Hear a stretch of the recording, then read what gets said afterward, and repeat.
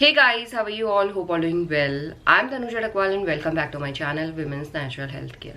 So guys देखिए, अगर आप प्रेगनेंसी कंसीव करने का ट्राई कर रहे हैं और आपको ये नहीं पता है कि महिलाओं को पीरियड डेट से पहले प्रेगनेंसी कंसीव होती है या पीरियड डेट के बाद प्रेगनेंसी कंसीव होती है, तो मैं आपको बता दूं गाइस, हर महिला को पीरियड डेट से पहले ही प्रेगनेंसी कंसीव हो जाती है। कुछ महिलाओं को पीरियड डेट से एक हफ्ता पहले प्रेगनेंसी कंसीव हो जाती है, कुछ महिलाओं को पीरियड डेट के आसपास होती है, बट हर एक महिला को पीरियड डेट से पहले ही प्रेगनेंसी कंसीव हो जाती है। देखिए, अगर आपका ओव्यूलेशन सफल हो गया तो ओव्यूलेशन सफल होने के बाद एग फर्टिलाइज होने में पूरा एक दिन का टाइम लगता है, 24 घंटे का टाइम लगता है। जब आपका एग फर्टिलाइज हो गया तो एग फर्टिलाइज होने के बाद प्रेगनेंसी कंसीव होने में कम से कम 6 दिन का टाइम लगता है, ज़्यादा से ज़्यादा 12 दिन का टाइम लगता है। बट ओव्यूलेशन के बाद पीरियड आने में 14 दिन का टाइम लगता है। इसका मतलब है हर महिला को प्रेगनेंसी पीरियड डेट से पहले कंसीव होती है। बट गाइज, पीरियड डेट से पहले कुछ सावधानियां आपको बरतनी चाहिए जिससे आपका इम्प्लांटेशन फेल ना हो या आपका मिसकैरेज ना हो।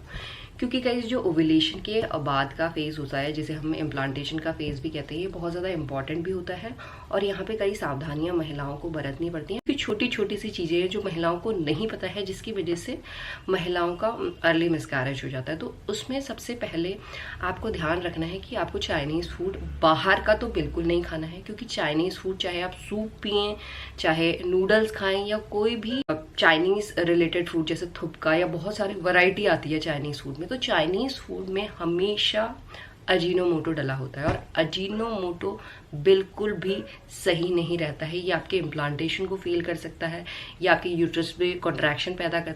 अगर आपको क्रेविंग होती है फास्ट फूड खाने की या चाइनीज़ फूड खाने की, तो आप घर में बना सकते हैं। घर में ज़्यादा इंटेक तो आपको चाइनीज़ फूड का वैसे भी नहीं करना है, आप घर में थोड़ा बहुत बना के खा सकते हैं, बट बाहर बिल्कुल अवॉइड कीजिए। इस हर चाइनीज़ फूड में अजीनोमोटो डलता है फॉर अ टेस्ट, और अजीनोमोटो अगर आपकी बॉडी में अर्ली फेज में प्रेगनेंसी में जाता है तो वो आपके लिए बहुत डेंजर हो सकता है। इस बात का याद रखना है। इसके साथ गाइस देखिए, सॉल्ट एंड शुगर दो ऐसी चीज़ें हैं जो नॉर्मली हम लोग अपनी डाइट पे लेते ही लेते हैं। सॉल्ट तो बहुत ज़्यादा ज़रूरी भी है हमारी बॉडी के लिए, सोडियम मिलता है ऑर्गन्स के लिए, मसल्स के लिए, बट एक्सेस सॉल्ट बिल्कुल भी सही नहीं रहता है।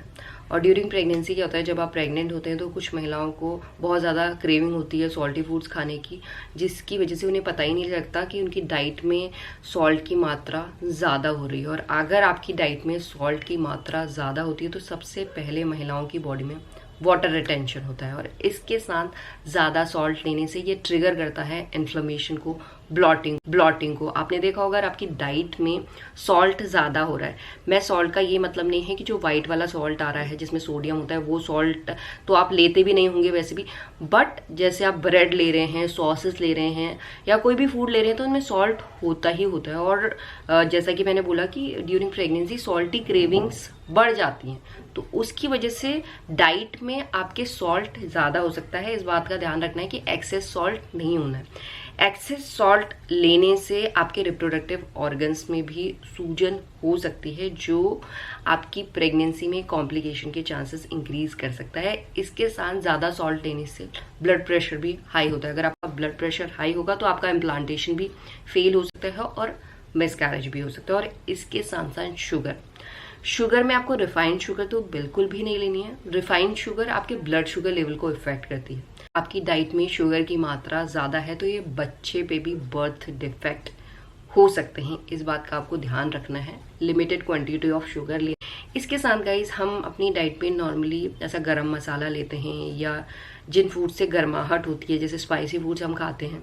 प्रेगनेंसी में स्पाइसी फूड खाने का भी महिलाओं को ज़्यादा मन करता है। जो भी फूड से गर्मी ज़्यादा बॉडी में पैदा होती है, क्योंकि जब आप प्रेग्नेंट होते हैं तो आपकी बॉडी में ब्लड फ्लो भी इंक्रीज होता है और पूरा बॉडी में ब्लड का सर्कुलेशन बहुत तेजी से हो रहा होता है। और कुछ फीमेल को तो इवन अपना टेम्परेचर इंक्रीज ही लगता है, ऐसा फेवरिश टाइप लगता है। वो टेम्परेचर इंक्रीज रहता है प्रेग्नेंट होने में।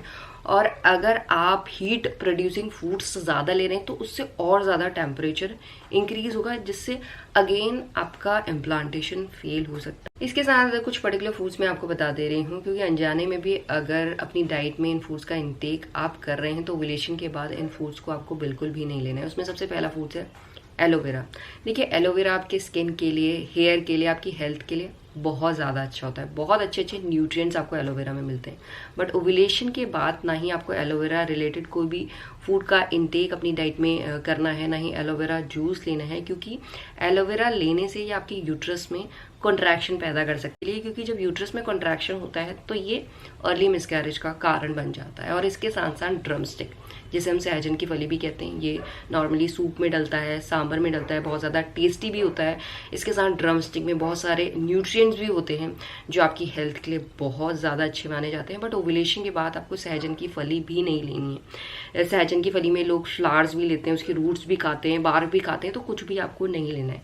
क्योंकि कई जो सहजन की फली होती है इसमें केमिकल कंपाउंड होता है जिसे हम कहते हैं अल्फा सीटोस्टेरॉल, जो अगेन यूट्रस में कॉन्ट्रैक्शन पैदा करती है। इसके साथ साथ तुलसी तो बहुत अच्छी रेमेडी मानी जाती है। कई लोग तो इन प्लेस ऑफ चाय तुलसी का पानी लेते हैं, बहुत ज़्यादा अच्छा है। तुलसी के पानी से गैस नहीं होती है। बट आफ्टर ओव्यूलेशन आपको तुलसी का पानी या तुलसी रिलेटेड कुछ भी चीज़ आप ले रहे हैं या तुलसी की ड्रॉप आप ले रहे हैं तो वो आपको अवॉइड करना है, क्योंकि ये भी आपके यूट्रस में कॉन्ट्रैक्शन को पैदा करती है। और इसके साथ साथ विंटर में बहुत सारे ग्रीन लीफी वेजिटेबल आते हैं।